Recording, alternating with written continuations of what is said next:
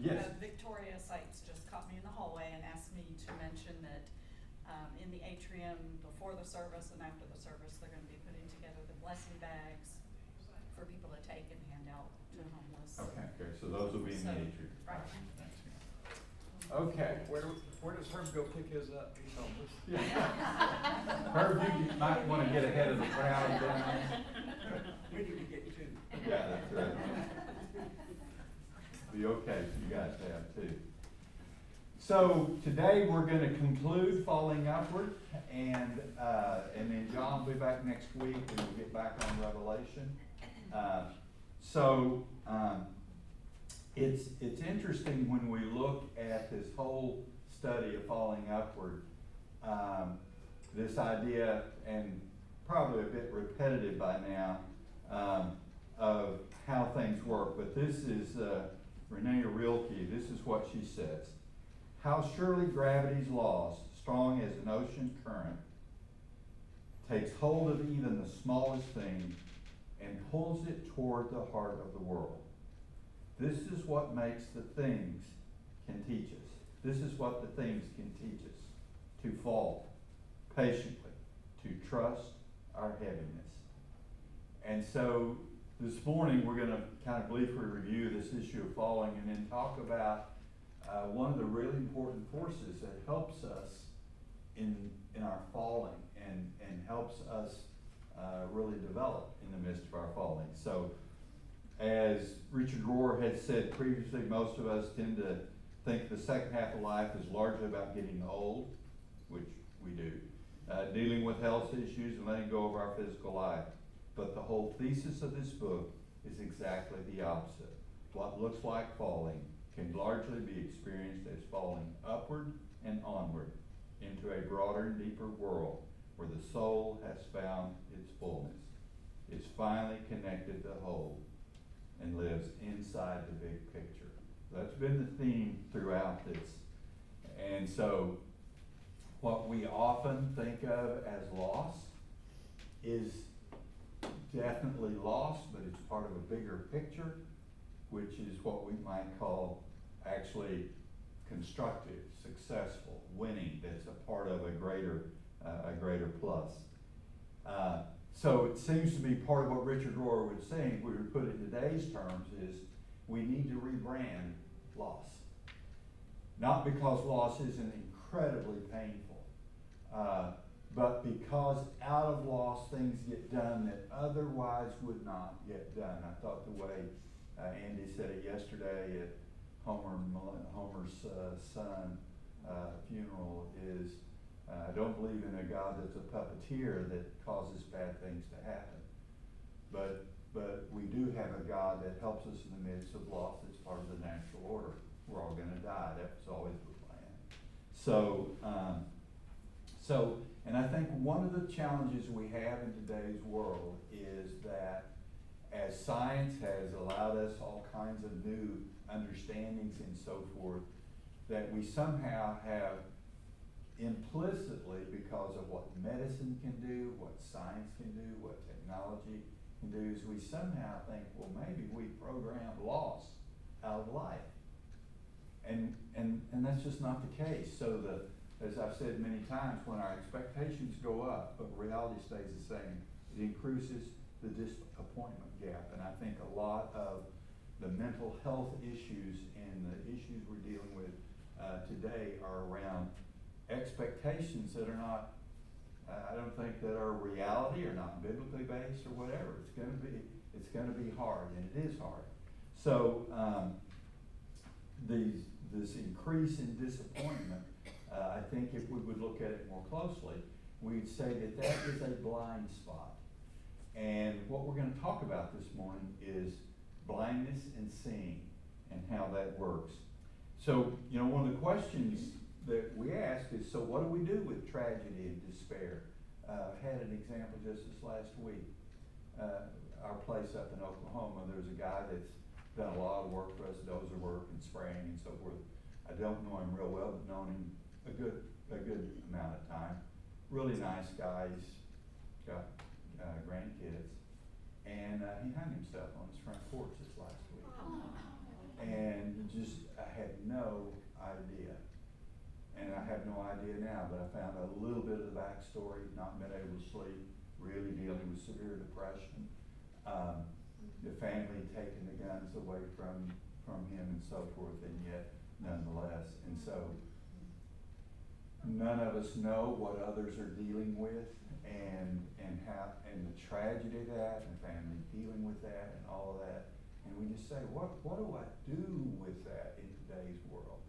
And I think part of it is having realistic expectations that life is really hard, and there's real disappointment. We're going to look a little deeper at that.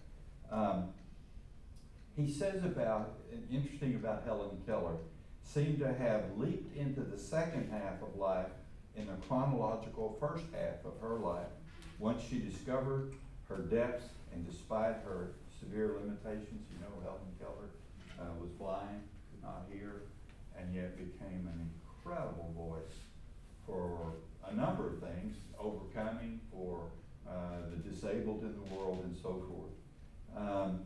And he goes on to say that this seems to be, once she discovered this seems to be the great difference between transformed and non-transformed people.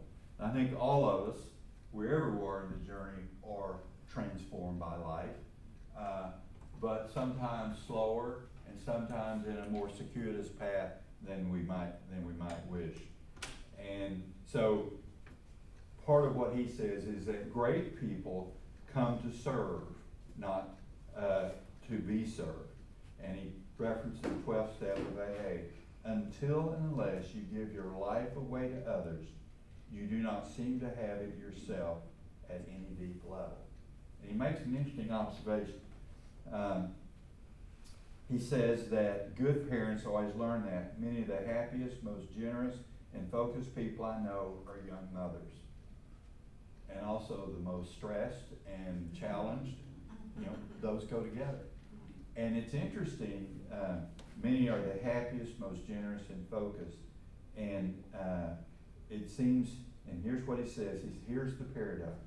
We seem to be mirrored into life by the response, love, and needed challenge of others. We are mirrored into life. And so that really sets up what he focuses primarily on in this chapter, and that is the role of our blindness and the role that each of us play in serving as mirrors to others.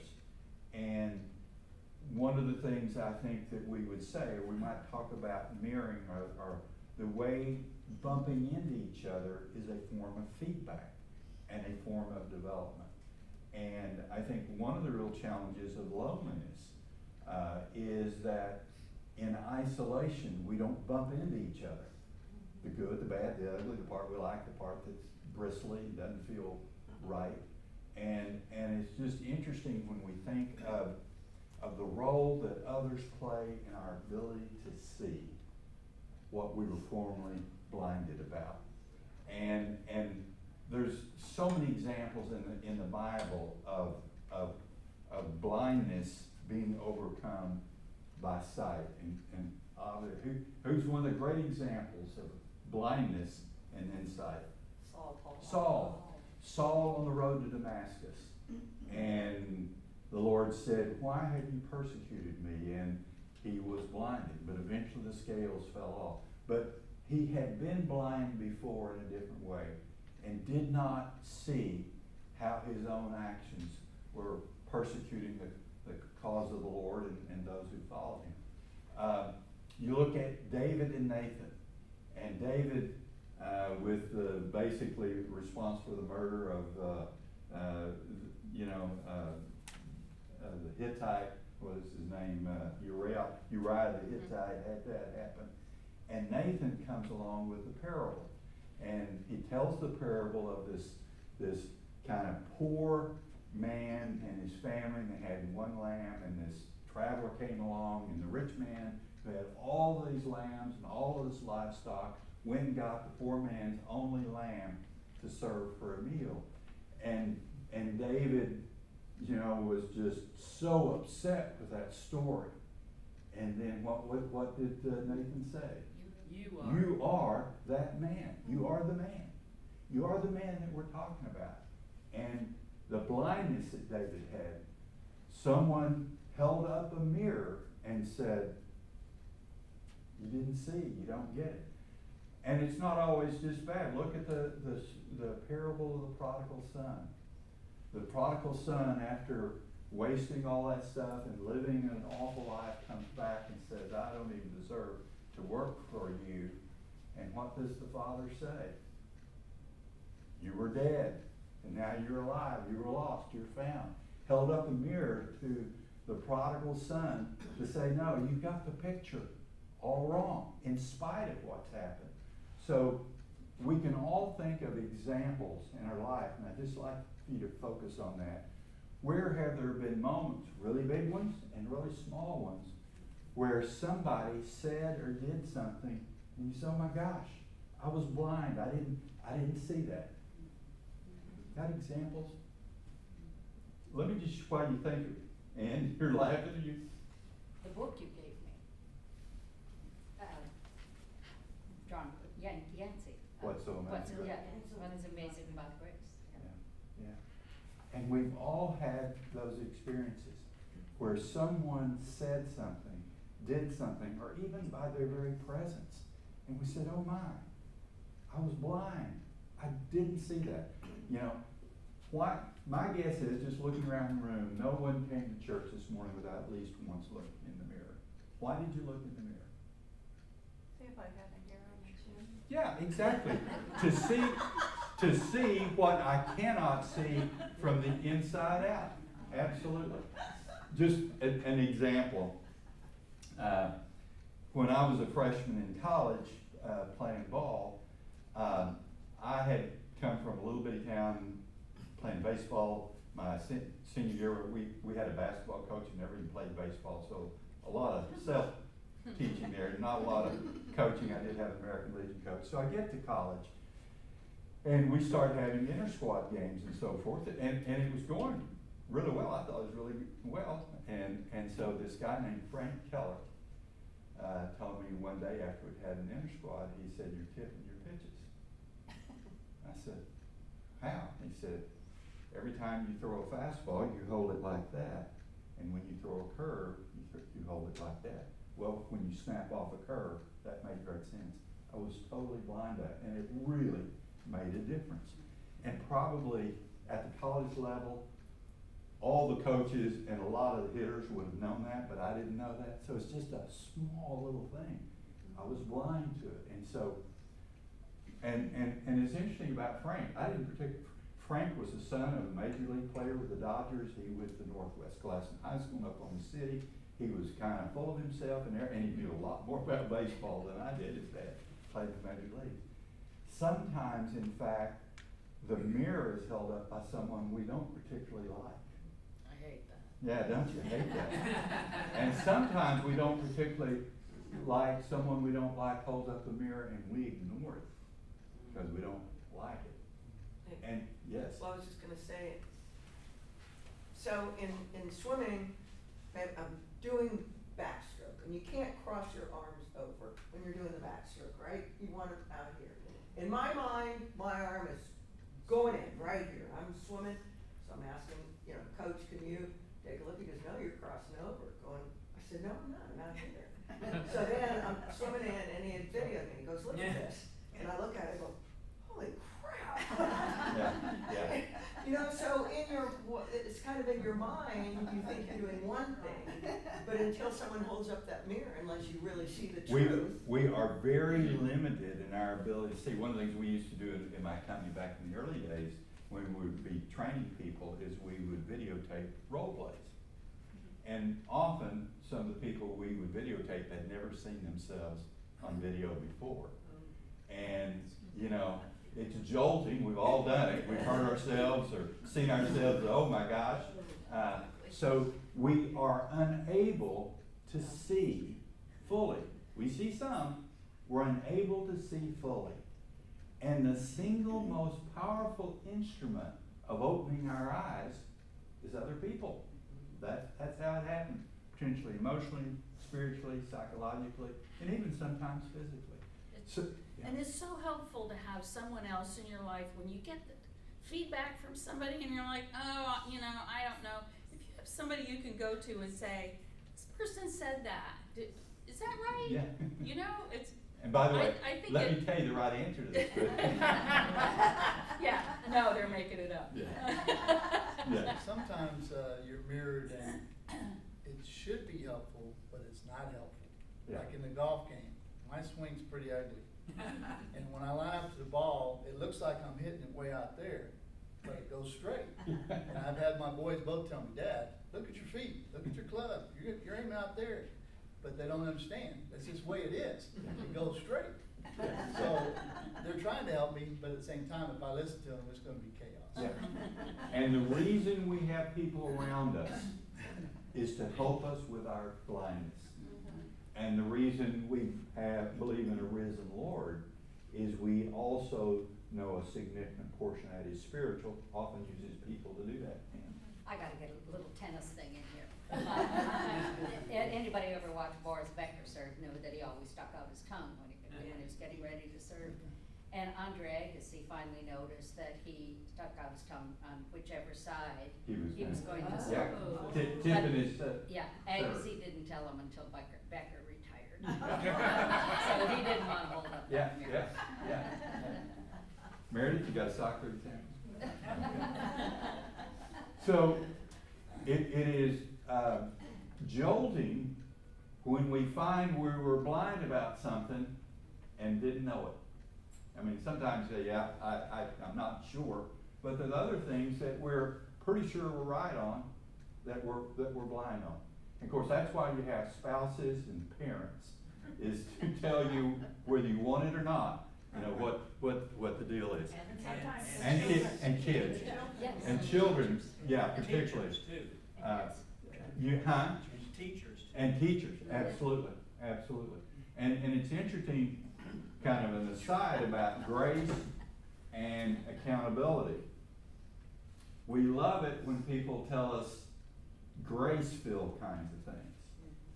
But part of love is about accountability and telling people bad news. And so we're gonna get into a little bit. One of the things that's really tough is we get lots of feedback and not all of it's well-intentioned and not all of it's accurate. It's like you say about advertising, half of it works and half of it doesn't, you just don't know which half.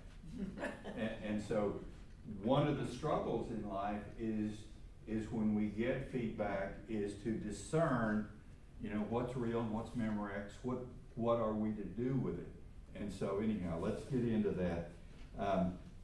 So he starts out by saying, it appears humans can only know themselves through the gaze of others. It's called mirroring. We might call it feedback.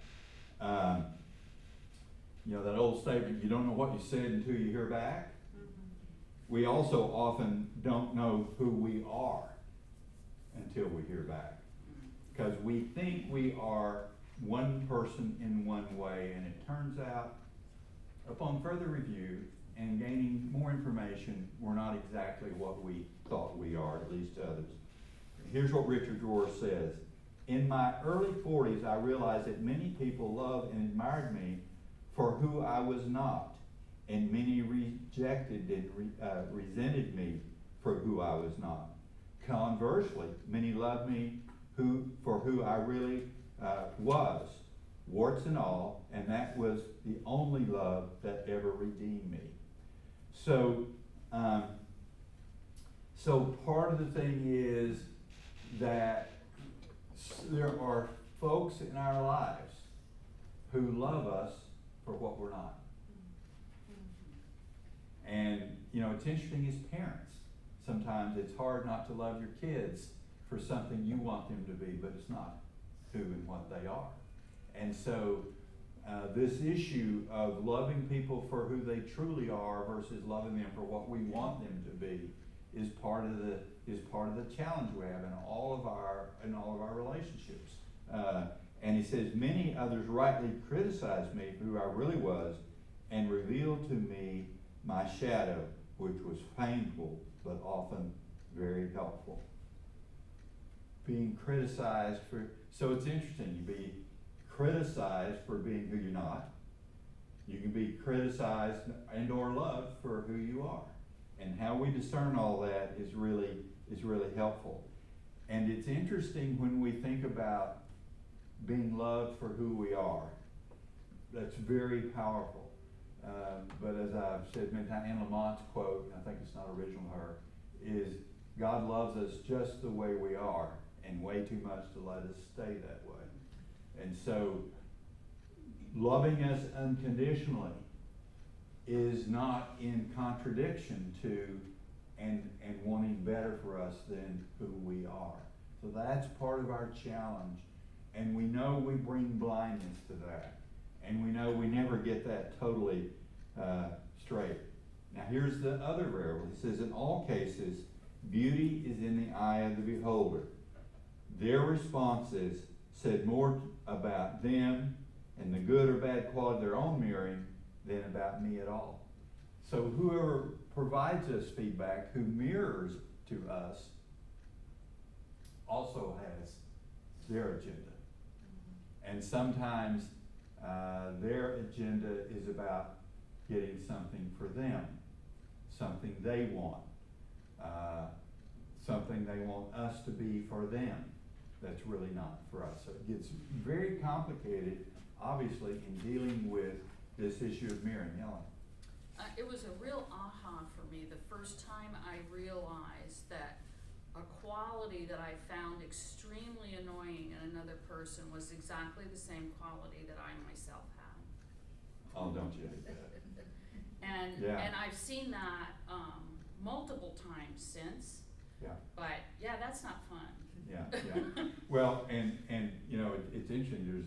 There's lots of examples out there of the things that we hate in someone else is something deep inside of us, and so coming to an awareness of that which is in us, not just in them, is jolting. So since then, now I'm more likely to turn it back before I get too wound up, you know, about the other person. I go, wait, you know, is that coming from me? Yeah. And it's interesting that the whole issue of being judgmental of others, reflects back on what's going on with us, and how does that tie into something where we're wounded or broken or out of whack. Yeah, and so it's really it's a really among the most jolting of all when I find that thing that I really dislike in them is in me. Great. I'll get back in whack. Yeah, get back in whack. That's a big lifetime job. Good people will mirror the goodness in us, which is why we love them so much.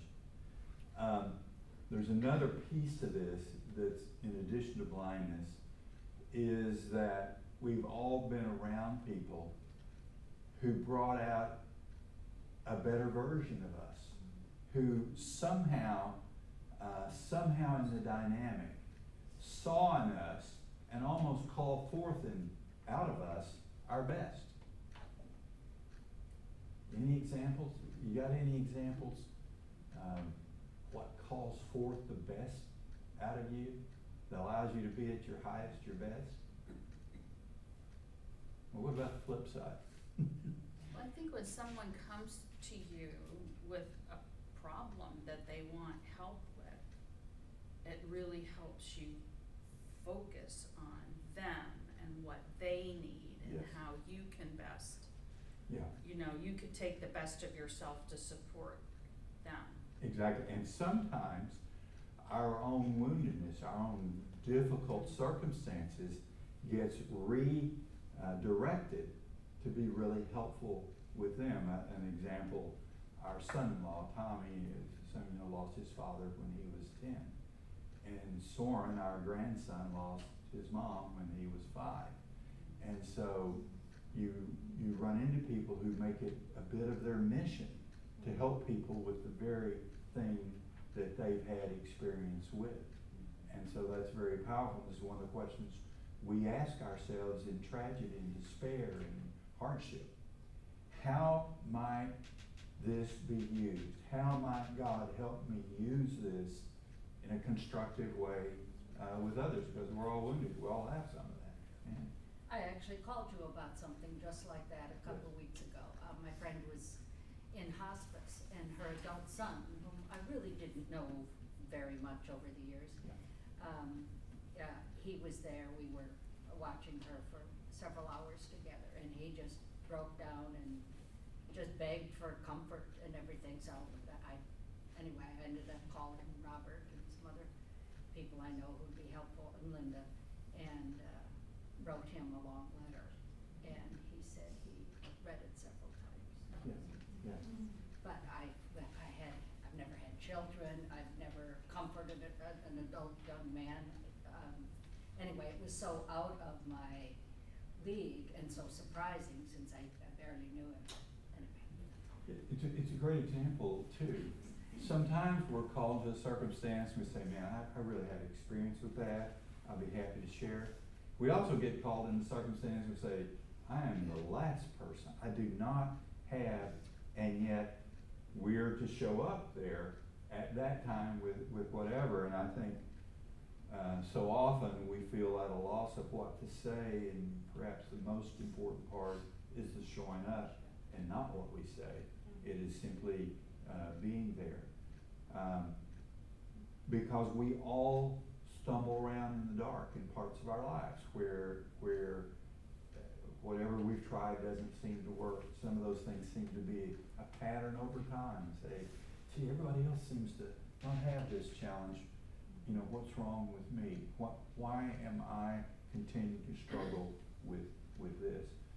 One of the things I loved about the ceremony yesterday, the funeral, is Homer's son had battled with schizophrenia. And it was such a beautiful story about being candid about that. You know, he's not the only one present or in the audience who's had mental health issues, directly or with the family or whatever.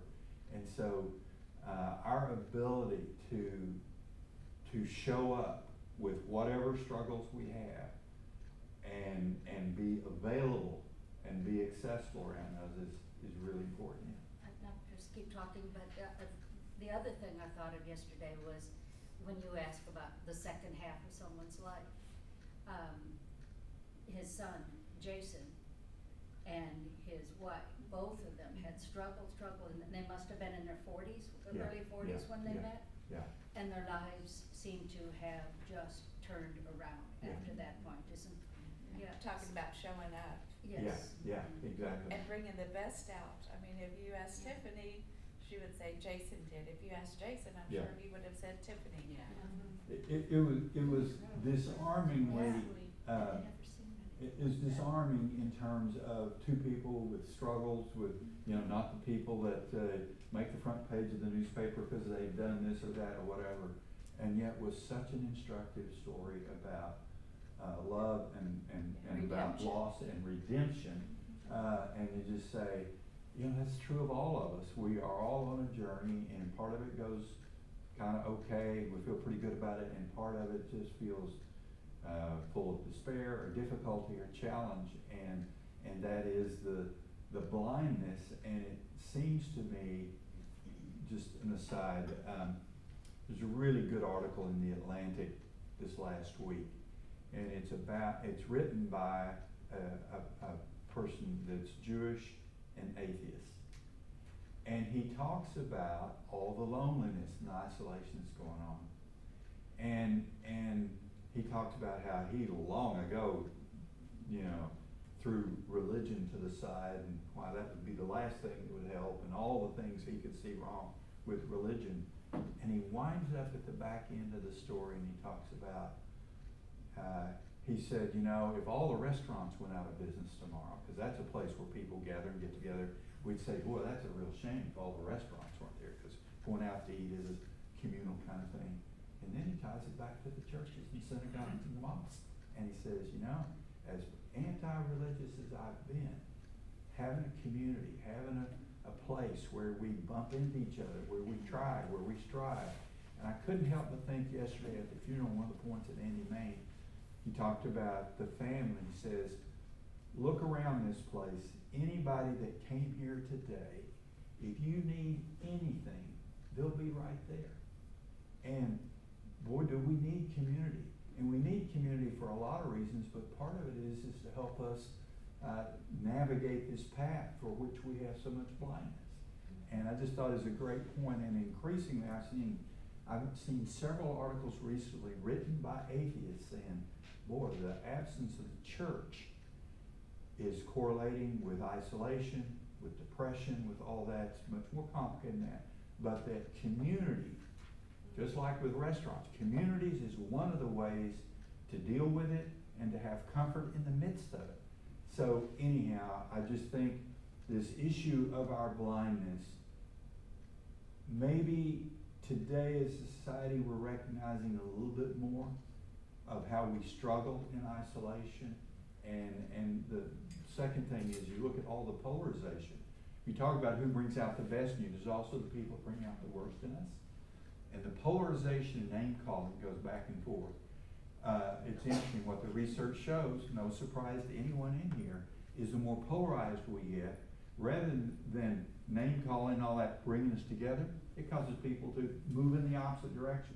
So we actually have people moving further apart in the midst of this. So anyhow, it just seems to me it ties together how badly we need our friends and our enemies, the ones that we don't like very well, how badly we need all of those, because they're all instruments of sight for us now. And that's proven out over time because of I think they call them blue zones, where all they have the most 100-year-old people, and they're in different climates, they're in different parts of the world, all over, but the one thing they have in common is community. Yes, yeah. And it's a real tight community, and even the older people in the community, the ones that are approaching 100, still have a role. Yes, and it's constant contact. And you look at that in the old John Haidt's book, The Anxious Generation, that's just come out. I was on a Zoom call 2 weeks ago with him, and they're going through some of the research.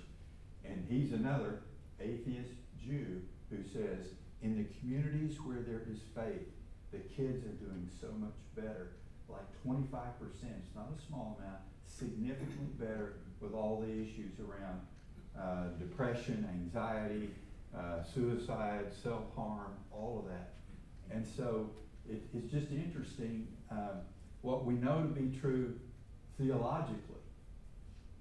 I think, and I'm not one that says you take science and try to prove, but I do think one of the blindnesses that we've had is we don't need church community. We don't need any of that. And I think the world is proving otherwise. So, not so mature people will mirror their own unlived and confused life onto us, which is why they confuse and confound us so much, and why they are hard to love. So it's interesting. Not everybody that we bump into who has a point of view about our blindness is in our best interest or is accurate. So that's the challenge. At any rate, it's only those who respond to the real you, the good or the bad, that help you in the long run. And that's, I think, one of the things that's a takeaway from this is that when people are in strong relationship with each other and there's love involved, we're more likely to hear it from people who are constructive toward us than we are those that are destructive. And in fact, some of the movement these days around what's created such levels of polarization are saying, you know what, if you really disagree with someone, there's a better way to go about having an interaction, influencing them, than name calling them and telling them how bad they are. So we're in the midst of that. So the question then is, okay, how do you tell the difference? We'll get right to that and we'll give the answer to that. You just write it down and we'll finish it. Now, how do you tell the difference in terms of the feedback and so forth you get? Much of the work of midlife is learning to tell the difference between the people who are still dealing with their issues through you and those who are really dealing with you as you really are. In other words, those that would like to manipulate us for their purposes versus those who are looking out for our best interest. So how do you do that? And he says the only real and meaningful question is, whatever they're saying, is it true? It's not who said it, it's not when and where did they say it, and it's not did I like it. And so having a truth detector is a little, a little daunting, but the fact I don't like them or I don't like it isn't the question. In the second half of life, you gradually step out of this hall of revolving and self-reflecting mirrors. That is, these images that are hard to tell what they are and are they are. Place yourself before the mirror. Let the light mirror you. Look upon the mirror each day. Spiritual gifts are always reflected gifts. What does that mean to you? Spiritual gifts are reflected gifts. Sort of like we love because God loved us. Exactly. The source is somewhere else. And they're reflected off of that into us, often reflected off of others to us. So, that I think is really meaningful. We can only find ourselves through one another's eyes. And only when there has been, and only when that has been done truthfully can we mirror others with freedom, truth, and compassion. So, one of the things I think that we always kind of get pretty savvy about is when someone is giving us advice or suggestion or feedback is to ask, what is their motive? What are they wanting to do? We can't always discern that. People get scammed all the time, thinking, they're doing this for me, and they're not. I've just heard several stories this last week of people who've been scammed out of large sums of money by a financial advisor, an attorney, or whatever, that they'd known 30, 40 years, kind of a small Bernie Madoff kind of thing. And so, that's difficult to discern. So we rightly trust, but try to verify, and we don't always get that right. But looking for what is the truth here, which is very hard to discern. Finding ourselves. The lamp of the body is the eye.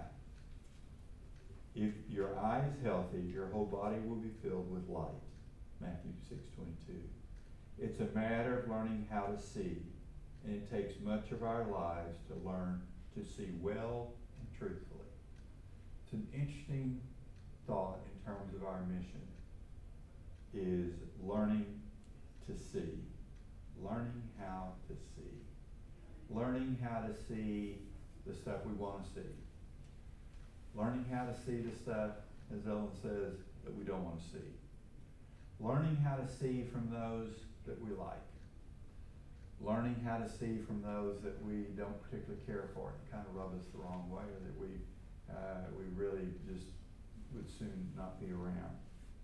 In the second, yes. There was a ladies' retreat a few weeks ago, Yes. and many of the women that obviously go to this church, I've known and seen every Sunday and through other occasions. But it wasn't until that retreat that I really got to know some of the ladies there. And I was really shocked about how much I did not know about them. And yet they would sit next to me Yes. every Yes. Sunday or something. But being out in that casual environment and without any distractions, we were able to just be free, and everyone felt secure and safe and kind of let themselves go. It was amazing. That reminds me, one of the things that David Brooks says in his books, How to Know Someone, is a great question is, tell me your story. Yeah. Tell me your story. And it's such a simple thing, but we mostly don't know others' stories. And when we know their story, it changes everything. And in fact, sometimes some things that are really hurtful to us, if we more nearly understood the story of the person behind it, we would see it. This idea of seeing, we would see it in a very different way. And so, it's a great question. It's one of the things I lament, we've done a couple times in here, is taking time out to have a couple classes where everybody shares their story. Some of us know each other well, some of us don't, but, it does change everything. A lot of judgment A went lot, away. a lot of judgment went away. I'll never forget, Marilyn was in our class, huh? You said Maryland? Marilyn Wiggins. Y'all know this, but I was blown away one of those. We found out that she worked for, in early, you know, she's a nurse. In fact, I think works with babies. Anyhow, she worked for the DEA, was undercover in Arizona for X number of years. Would never guess that about Marilyn. That's why she was so good at Yeah, it. exactly. Same job, just different, yeah. But we do not know, and that's the reason we're so poor at judging. We judge often in absentia of knowing anything about someone's story. It's a great point, and that's part of our blindness. And being intentional about seeing is trying to find that out, right? In our new life, now 2 months old, one of the big advantages is that we're meeting all kind of people. We're having dinner with people we didn't know, and we're learning about them, and we're finding all kind of connections. Did you know so-and-so? Oh, yeah, that was my cousin, or I worked with them. And, you know, everybody we talk to, there's a connection we can make. And it's fascinating. And they all happen to be older than us, but so are You know, one of the things that's interesting about that, in today's world, there's so many things where you fill out the information online ahead of time. And reading the information is not the same as being present when someone tells you their story. I've shared this before, but Oprah used to use the example. She was interviewing a couple of women, and they were saying that in today's online world, you know so much about the other person by the time you show up. There's not much to talk about. So these ladies said, so all there is left to do is have sex. And that's an extreme thing, but I think it's true that our ability to gather information and have factual data is very different relationally than being there and hearing someone's story, because when you get the data, you don't get the story.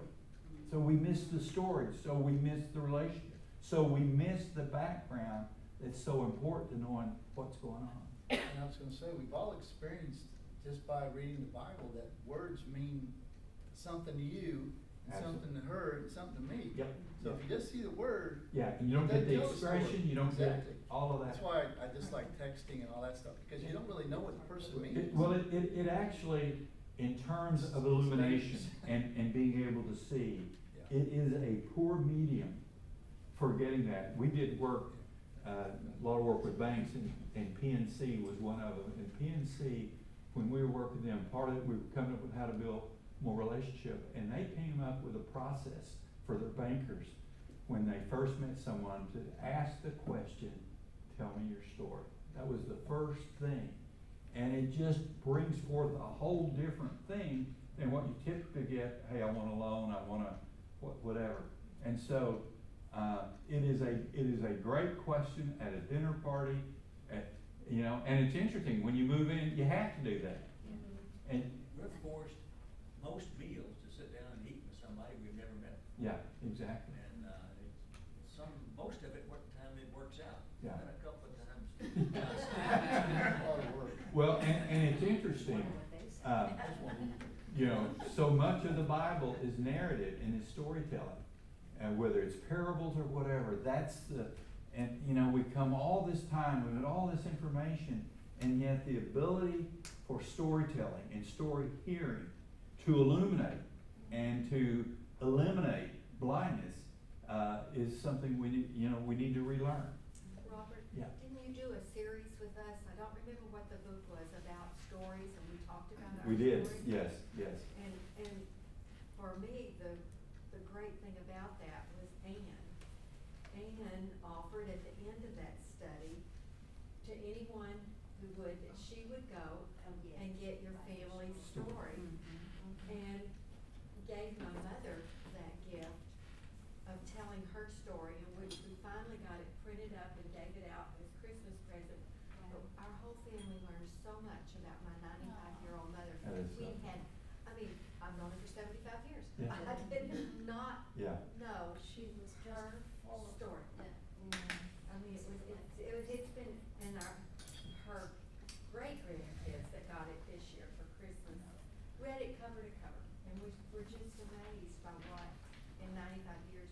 And that she was has nearly seen. lost if you hadn't. If Ann had not have gone over and spent the time, and it was, I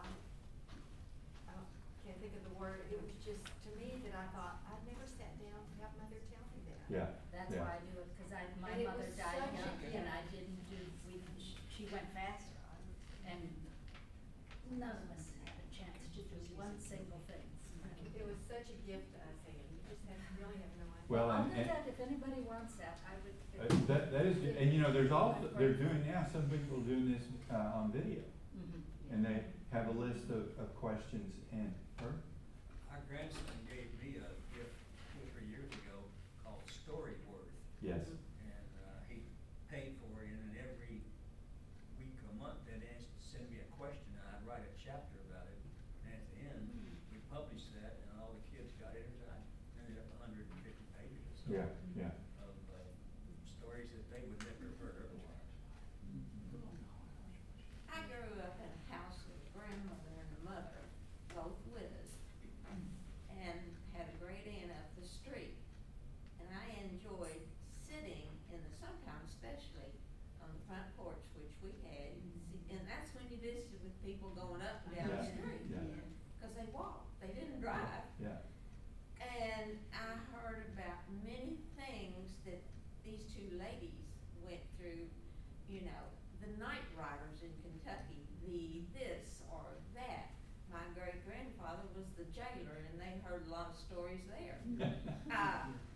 It was just interesting, but I hadn't written it down. yeah, yeah. You should. Get with Ann. I love And doing pull it that. out of you, and she knows how to do it. Well, yeah, go You ahead. gotta be careful. I asked my dad to tell me about the good old days, and he said, son, they were the old days, they weren't the good old days. Because he grew up in tough times, you know, Yeah, some yeah. something years ago, and it was really, he didn't wanna talk about some of it. You know, He there's got also, out, but- there's also research out of Emory University about kids who know their family's story do better, have a sense of place and belonging and so forth, that's both physical and about people. So particularly kids that have been raised in highly transient circumstances and kind of lost family and so forth, there's a real value to knowing that, so. My grandmother did it kind of the opposite way. She was the older lady, she lived to be 96. And she did a book for each of the grandchildren. And she kept letters that they had written to her and different things like that. And each one got a storybook. It was in a That's cool, yeah, scrapbook thing, which Yeah. was really yeah. neat. She was very big, she and my mother too were very big on just what you're saying. I mean, just all the family history Yeah. thing. And you know, sometimes the demand for that at certain stages of life, the kids Yeah. don't particularly interested in it, aren't.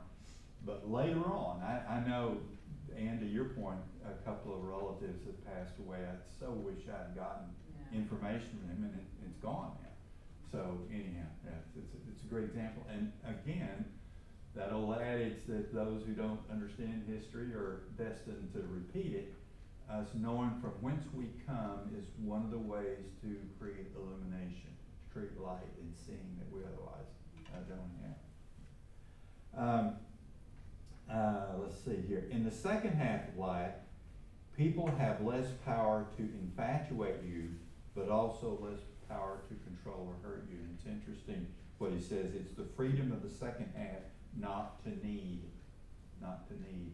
And so I think one of the things that happens as we mature is hopefully our need for infatuation, our need for falseness decreases. Then finally, the last piece on this is on falling. He says, I fell many times relationally, professionally, emotionally, physically in my life, but there was always a trampoline effect that allowed me to finally fall upward. No falling down was final, but actually contributed to the bounce. Now, I love that word, you know, when we think about loss, when we think about challenge, is looking for the bounce, you know. And I think all of us have experienced it. It doesn't mean the loss goes away, but there comes a time when we say, well, I kind of bounced back. I found the bounce. And faith is about knowing kind of generically it's there, even though you can't feel it, it's not present in you, but knowing that there is the bounce. And I think that's a great way to put it. God knows all of us fall. Those events that lead us to catastrophize out of all proportion must be business as usual for God. At least 6 billion times a day. After each, God must say, oh, here's a great opportunity. You know, it starts at about age 3 or 4, life's over, I'm done, that's it, never gonna be about another good day, you know. And we have episodes of that all the way through our lives where we say it's hopeless, it's a catastrophe, there's no hope. And so, I think God has more wisdom than we do. After our ego-inflating success, God surely says, well, nothing good is going to happen here. Failure and suffering are the great equalizers and levelers among humans. It's interesting, often said there's nothing harder to overcome than success, and I think that's really, really true, that we are most vulnerable in success. And I look at, there's so many examples of that, but each of us can think in our own lives where somehow something good happened and we managed to draw the wrong conclusion about it. Maybe it's around our own capability or whatever, ego, whatever it was. So both failure and success have the potential for blindness, and our quest is to improve our ability to see even in success. Robert, Yeah. kind of a trivial example that I remember when our kids were little, every time I thought I really had it together as a mom, Yes. something would happen to put me in my place. Well, it's interesting because we have this illusion moments throughout our lives that we kind of have things under control. And in reality, we don't. There's good moments, bad, but so often like, I've learned how to handle this, so I've got this under control. Well, with kids, not so much, but pretty much no, you don't. But it is so true that the seduction that goes with having control, of thinking, man, isn't this great, is not lasting. So that is the illusion. I'm reading a book about Elon Musk and all the stuff he's got going on. When he's the most miserable is when everything's working right. Yeah, exactly. I use this example, but Johnny Manziel, if you saw the 30 for 30, what is ESPN, I think it was, one of the things he said, it was just a haunting line. He talked about at that moment in time when he was on top, he was known all over everything, he had everything he wanted, and he said, I've never felt so empty as when I had everything I wanted. And of course that certainly played out, but it was just a prophetically honest and powerful statement. You should feel full right now. Yeah, that's right. Yeah, exactly. So the genius of the gospel was that it included the problem inside the solution. The falling became the standing.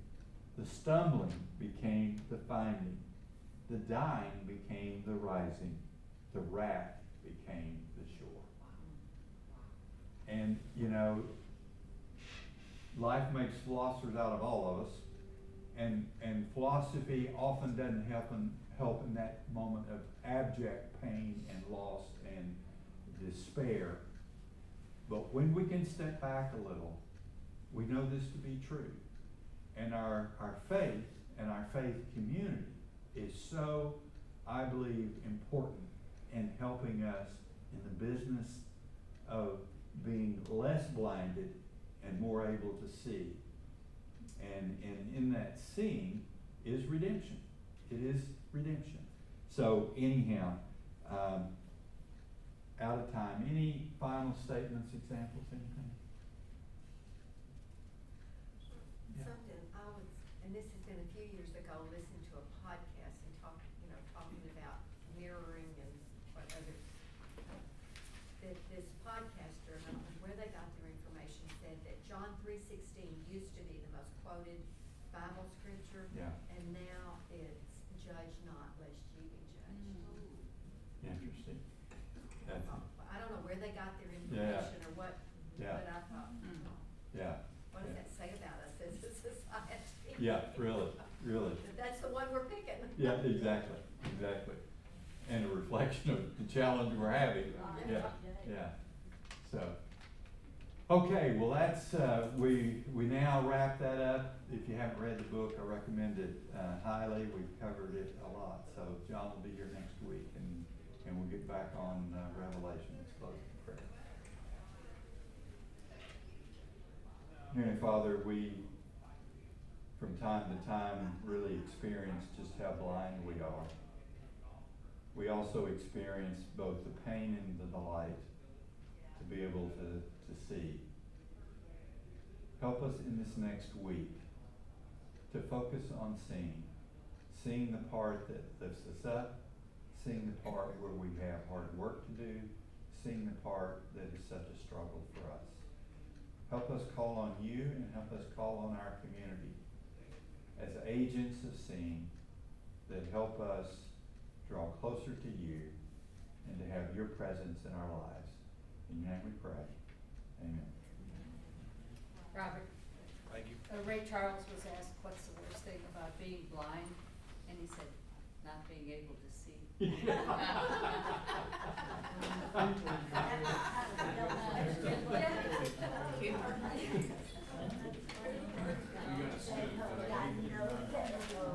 Sign anybody up for Pilgrimage. We can do it now. Almost like all She lives. Red roll, baby.